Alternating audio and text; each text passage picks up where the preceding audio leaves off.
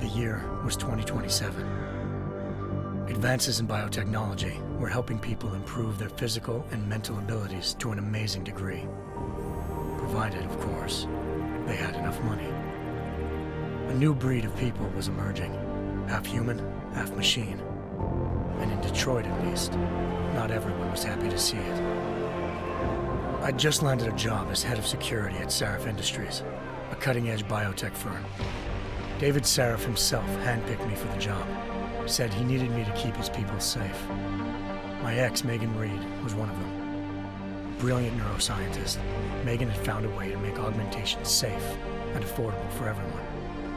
All she had to do was present her research to Congress. But the night before her big meeting, my security measures failed. A team of Black Op mercenaries stormed into Sarif headquarters, massacring everyone in sight. 3 of the mercs were heavily augmented walking tanks. Their mission? Take out Megan and her team.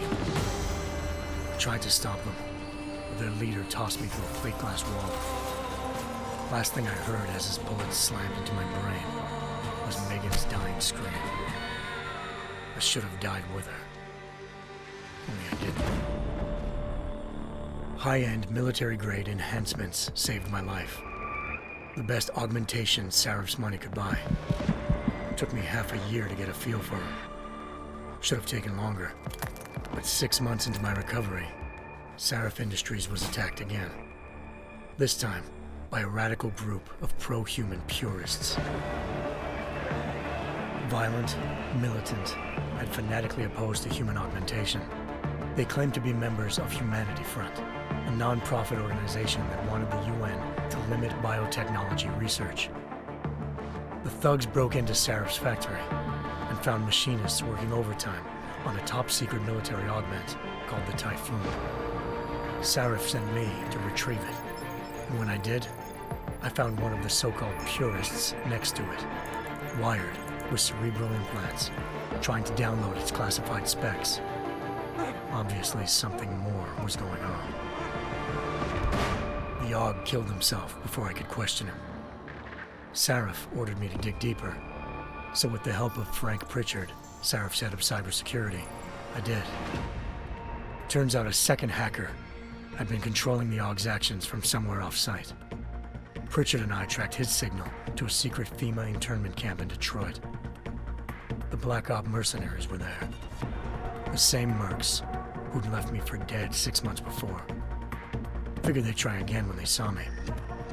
Wasn't so easy for them this time. I took out the tank named Barrett, even got him to give me a new lead. A penthouse apartment in China. Of course, we both knew it would be a trap in the end.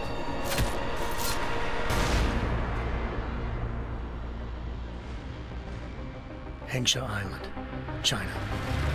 Home to a city so crowded, they had to build a second city on top of it. Trying to find clues in Hengsha wouldn't be easy. Lucky for me, I wasn't alone. Farida Malik, Sarif Industries' ace pilot, had lived in Hengsha before. A good person to have on your side. She knew enough about the place to get me around. Malik dropped me in the lower city, close to the penthouse Barrett had told me about. Bell Tower Associates, a private security firm under contract to the Chinese government, had agents tossing the suite when I arrived. Just not for the reason I'd been expecting. Turns out the man who lived there was a criminal hacker named Van Bruggen. The same hacker who'd been remotely controlling the AUG in Sarif's factory. Van Bruggen's panicked decision to force the man to commit suicide had been a mistake. Now his mercenary partners were gunning for him, and I needed to find him before they did. Locating Van Bruggen meant playing nice with the triads, anxious organized crime lords. They had the hacker holed up inside a low-rent capsule hotel. By the time I found him, Van Bruggen had no qualms giving up the woman who hired him. Zhao Yunru, president of the Taiyang Medical Corporation. According to Van Bruggen, Zhao wanted to monopolize the augmentation industry and had hired Black Op mercenaries to destabilize her competition. Seraph Industries was at the top of her list. To prove this, I needed to get inside TYM and grab a surveillance hologram off a server. I suspected Van Bruggen was hiding something when he told me this, but nothing could have prepared me for what I saw. Megan wasn't dead. She and her 4 best researchers had been kidnapped, spirited away somewhere while their kidnappers made it look like they were dead. Desperate to learn more, I confronted Zhao in her penthouse. She claimed to be a pawn in a bigger plan, and hinted at a group so powerful it controlled global interests at a whim. Then she slipped into a panic room and hit the alarm, forcing me to make a very quick exit. I figured Zhao was lying, but part of her confession made sense. David Seraph had been worried about his people. So worried, he'd required all of them to have subdermal locator devices surgically implanted. The GPOs would have been broadcasting the day of the attack. But Zhao said a single call to Picus, the world's leader in global 24-hour satellite news, had turned those signals off. I needed to fly to Picus headquarters in Montreal if I wanted to learn more.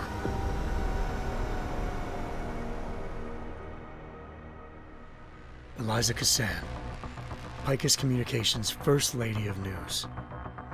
Malik thought I was reaching when I told her Eliza was involved in this. The world's most famous news anchor, working with a mercenary hit squad. But when I confronted Cassan in her office, she freely admitted to jamming Detroit's satellites the night Megan's team had been taken. Said she's just been following her commands. I suspected she wanted to say more. But Black Op mercenaries showed up looking to shut us both down. And just like that, the Eliza I'd been talking to disappeared. The Mercs were led by an augmented killer I crossed paths with twice before, Fedorova, a woman who'd made silence her best friend. She waited for me to track Eliza's transmission to a secret server room underneath the Picus complex, then jumped me from behind. A deadly fight ensued. I made sure she never moved silently again. With Fedorova down and no one left to keep Eliza quiet, she reappeared. Turns out Picus's First Lady of News wasn't a lady at all. She was a sophisticated AI program, engineered to monitor data streams and control what people believed. Eliza told me the Mercs had brought in a Humanity Front doctor named Isaiah Sandoval to remove the scientist's implanted tracking devices while Detroit's satellites were down. She also told me to speak to David Seraph if I wanted to learn more. By the time Malik and I got back to Detroit, tensions between normal and augmented citizens had reached a flashpoint. Riots were breaking out in several cities, and the UN was being urged to intervene. Seraph was trying hard to convince Hugh Darrow, the inventor turned philanthropist who'd once been a leading proponent of enhancement technologies, to help stop a possible regulatory vote. Seraph had a lot riding on Darrow. Megan's discovery would have given millions of people the chance to evolve beyond their normal human abilities, and at the same time catapulted Seraph Industries to the top of the Fortune 500. According to Seraph, Megan's kidnappers knew this, and didn't want people evolving unless they controlled how it was done. He called his enemies Illuminati, and urged me to keep searching.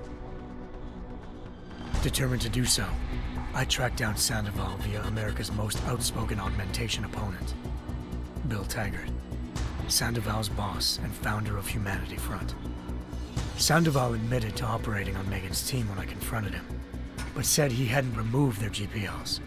He'd merely switched them to a different frequency. Pritchard was able to trace one of the signals to China. Malik and I immediately took off in pursuit.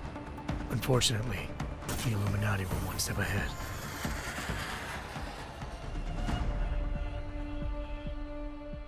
Ambushed. Shot out of the sky by Bell Tower associates, seconds after entering Hengsha's airspace. Malik's piloting skills saved me.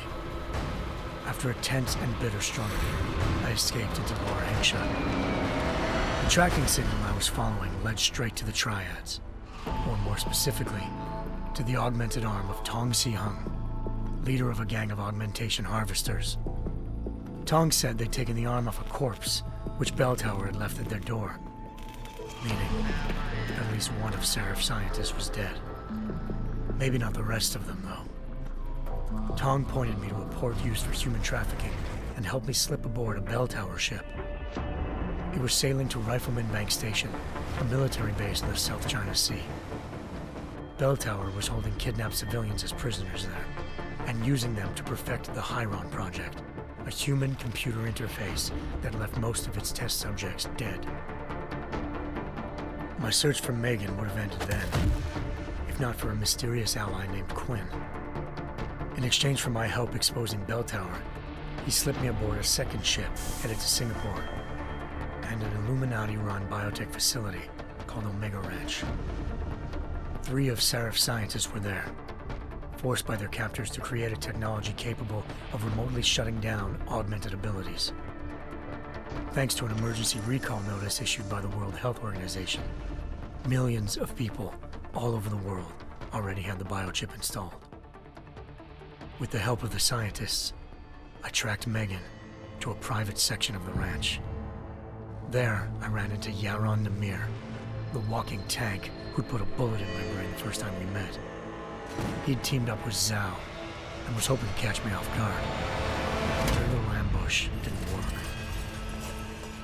I found Megan in a suite belonging to Hugh Darrow, the billionaire philanthropist who'd Seraph had called on for help.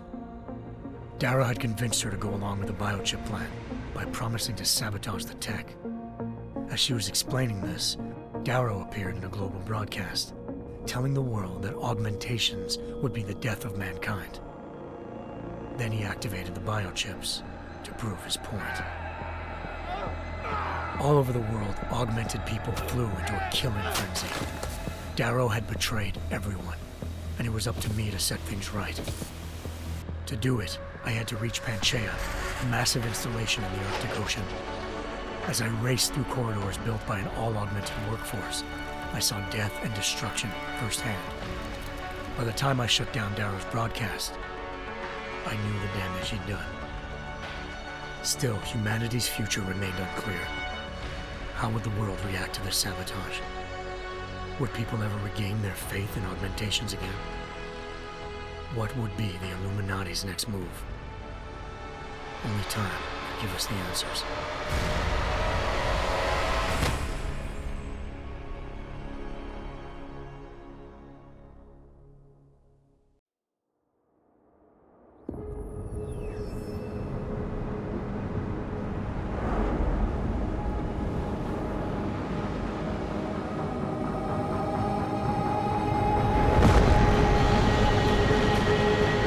I once thought I could save the world. Now look at it.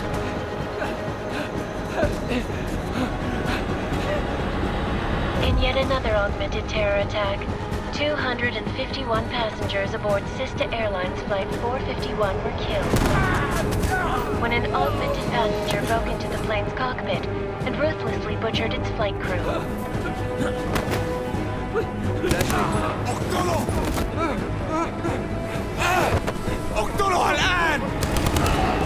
Details recovered from the black box recorder suggest that the man may have been suffering flashbacks to the AUG incident. That horrible day 2 years ago when augmented people all over the world flew into a psychotic killing spree, causing the greatest loss of life in recent history. Sometimes, you just have to let go and embrace what you've become. Not gonna go all wonky on us now, Hansa, are ya?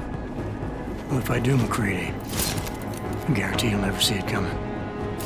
Agent Jensen! Am I gonna have a problem with you? No, sir. No reason to assume you would. Good. Because you are the only augmented operative on this team, and I intend to make good use of you. Listen up, all of you. We got a sandstorm barreling down our arse and we can't afford to make mistakes. We're going after this man, an arms dealer named Shepard. He's ex-Bell Tower, one of the Special Forces commanders who disappeared during the incident. And he's come out of hiding. That cannot be good. It's not. He's selling weapons and military-grade augments to terrorists. This is Aran Singh, the undercover agent who lured Shepard out of his hole. Best you see Interpol's got.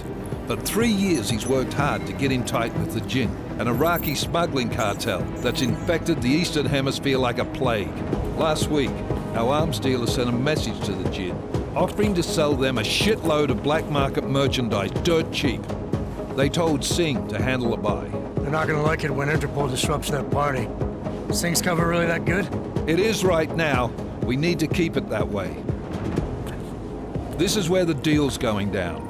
A half-finished high-rise hotel that's been abandoned ever since the incident. It's not a pretty picture inside. Let me guess. Most of the laborers were augmented with heavy-duty industrial rigs.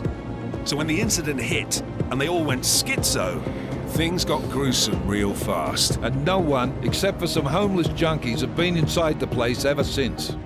So what's the plan, Director? Singh's meeting Shepard on the ground floor, inside the hotel's main atrium.